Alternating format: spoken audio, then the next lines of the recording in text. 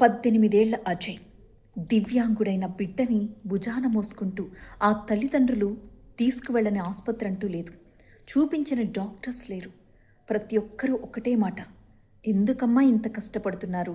బాబు జీవితాంతం బెడ్ మీద ఉండాల్సిందే. మెదడులో ఎలాంటి ఎదుగుదల లేదు. అనవసరంగా డబ్బులు ఖర్చు పెట్టకండి అని.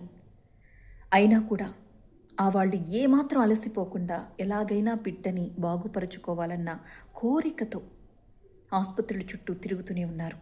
అయితే వాళ్ళకొచ్చిన సమస్య ఏమిటి ఇప్పుడు అంటే, అతను అజయ్ తండ్రి కూలీ పని చేస్తూ ఉంటాడు. ఆ వచ్చే అరకొర డబ్బులతోనే కుటుంబాన్ని పోషించుకుంటూ, బిడ్డకి ట్రీట్మెంట్ ఇప్పిస్తూ, మందులు వాడుతూ నానా అగచాట్లు పడుతున్నారు. పోనీ ఎంత కష్టపడైనా 4 డబ్బులు సంపాదించి పోషించుకుంటారు కుటుంబాన్ని అనుకోవచ్చు. కానీ వాళ్ళకొచ్చిన ఇబ్బంది ఉండడానికి ఇల్లు లేకపోవడం. మనకు తెలిసిందే కదా! మన ఇంట్లో కాటికి కాళ్ళు చాపిన ముసలాళ్ళున్నా, ఇలా రోగగ్రస్తులు ఉన్నా కూడా ఎవరు ఇల్లుకి అద్దెకివ్వరు. ఎందుకంటే వాళ్ళ ఇంట్లో చనిపోతే మనకి అరిష్టం అని భావిస్తూ ఉంటారు. ఇప్పుడు ఇదే సిచ్యువేషన్ ఆ కుటుంబానికొచ్చింది. ఎవ్వరు ఇల్లు అద్దెకివ్వమంటున్నారు. ఒకవేళ ఇచ్చిన వాళ్ళు కూడా త్వరలో మీరు ఖాళీ చేసేయాలి, ఇంకొక ఇల్లు వెతుక్కోవాలి అన్న భరోసాతోనే ఇస్తున్నారు. ఇలా కొన్నేళ్ల నుంచి వీళ్ళ ఇంటి పోరాటం సాగుతోంది. గతంలో ఖమ్మం జిల్లా తల్లాడలో ఒక కలెక్టర్ వీళ్ళకి భరోసా ఇచ్చారట. నేను మాట్లాడతానమ్మా రెవెన్యూ అధికారులకి చెప్పి మీకు ఒక ఇల్లు వచ్చేలా చేస్తానని చెప్పి. ఆయన చెప్పినా కూడా అధికారుల నుంచి ఎలాంటి స్పందన లేదు.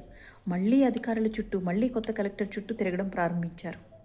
సోషల్ మీడియాలో మనం చాలా వార్తలు చూస్తూ ఉంటాం కదా! ఆ వార్తల్ని చూసి జనం స్పందించి ముందుకొచ్చి విరాళాలు అందిస్తూ ఉంటారు. జనం స్పందన చూసి ప్రభుత్వాలే దిగొచ్చిన ఘటనలు మనం చూసాం. ఈ వార్త సోషల్ మీడియాలో వైరల్ చేస్తే పాపం ఆ దంపతులకి ఒక ఇల్లు దొరుకుతుందేమో అన్న ఆశతోనే నేను ఈ రీల్ చేస్తున్నాను. పాపం అబ్బాయి తినడానికి కూడా ఇబ్బంది పడుతూ ఉంటాడు. వాళ్ళమ్మ గంటల గంటల అబ్బాయిని కష్టపడి భోజనం తినిపిస్తే కొంత మింగగలుగుతాడట. దీంతో ఫుడ్ సరిగా వెళ్ళక బక్క చిక్కిపోయి అస్థిపంజరంలా తయారైపోయాడు. నెలకి 8,000 మందుల కోసం ఖర్చు పెడతారు వాళ్ళు. వాళ్ళకొచ్చే కూలి డబ్బులతోనే. వాళ్ళకి 2 కుమారులున్నారు. ఈ అబ్బాయి చిన్నపిల్లాడనమాట. అంటే రెండో కుమారుడు. 18 ఏళ్ల వయసు. పూర్తిగా దివ్యాంగుడిగా మారిపోయిన ఆ పిల్లాడిని తీసుకుని వాళ్ళు తిరగని ఇల్లు లేవు.